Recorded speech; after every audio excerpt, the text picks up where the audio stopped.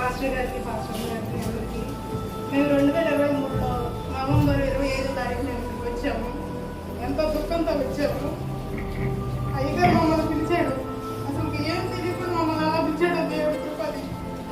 మమ్మల్ని పిలిచి అమ్మాయి ఎందుకమ్మా బాధపడుతున్నావు అని అడిగాడు. మన గర్భఫలంలో ఎంతో పడుతున్నాం. 3 అబోర్షన్స్ అయిపోయాయన్నా. ఎన్నో హాస్పిటల్స్ తిరిగాము, ఎన్నో చోట్ల ప్రార్థనకి వెళ్ళామన్నా. మా సిస్టర్ చెప్పారు, అన్న ప్రార్థన చేసిన తర్వాత నాకు కుమార్తె పుట్టింది, రండి అక్కడికి. నేను ఇక్కడికి రావడం జరిగింది. నాకు పోయిన సంవత్సరం సెప్టెంబర్లో 9వ నెల 8వ తారీఖున నాకు కుమార్తెని ఇచ్చాడు దేవుడు. నాకు కుమార్తెని ఇచ్చాడు. అన్నయ్య చెప్పిన 2 నెలల ముందుగానే అన్నయ్య నవంబర్ 12 కల్లా నీకు చక్కని బహుమానాన్ని ఇస్తాడమ్మా అన్నాడు. కానీ దేవుడు నాకు 2 నెలల ముందే కార్యాన్ని తప్పుపరిచాడు.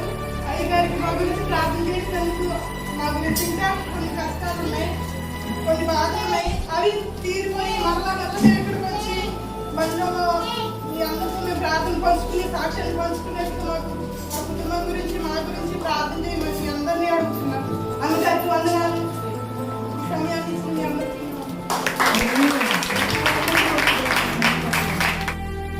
బాగలేదు. అన్నయ్య గారికి ఫోన్ చేసి మా కుమార్తెకు బాగలేదన్నా, జ్వరం వచ్చింది, 3 రోజుల నుంచి నైట్ వస్తుంది పగులు రాకుండా, ప్రార్థన చేయించుకొని హాస్పిటల్కి వెళ్దామని ఫోన్ చేశా. అమ్మ నీ కుమార్తెకి ఏమీ లేదమ్మా, ఏర్కెట్టుకుని చూసుకొని వెళ్ళు అన్నాడు. నేనైతే చాలా భయపడినా, ఏమన్నా డెంగ్యూ అలాంటి టైఫాయిడ్ అలాంటి జ్వరాలు చెప్తాడేమో అని. నేను ఆ సమయంలో అన్నయ్య గుర్తొచ్చాడు. నాకు ప్రార్థన చేయించుకొని నేను అన్నయ్య గారు చెప్పినట్టు ఏర్కెట్టుకుని చూసుకొని నేను హాస్పిటల్కి వెళ్ళాను. అక్కడికి నేను నమ్మలేకపోయా, ఏదో చెప్తారేమో అనే భయం. మళ్ళీ అన్నయ్య గారు ప్రార్థన చేశారు కదా అని ఒక ఆలోచన ఉంది. నాకు నా బిడ్డకి ఏమి జ్వరం లేదు. ఇప్పుడు మామూలుగా నార్మల్ జ్వరం అనేది వచ్చింది. అది ఆ రోజు నైటే తగ్గిపోయింది అన్నయ్య గారు ప్రార్థన చేసిన.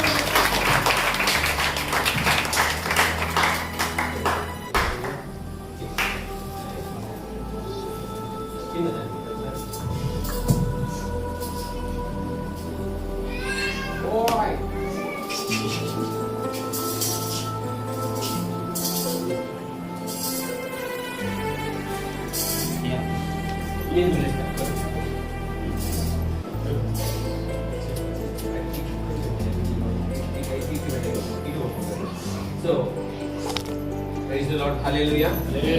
సహోదరికి కొన్ని సమస్యలు ఉన్నాయి, సమస్యలన్నీ కూడా యేసు నామములో తీరిపోతున్నాయి.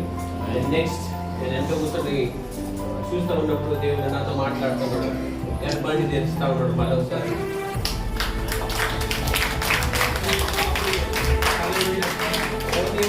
బాబు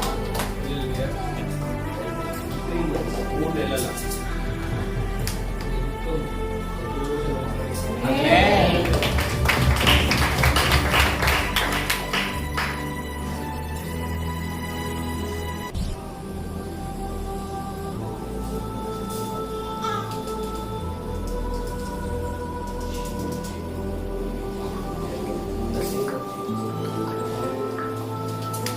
Okay.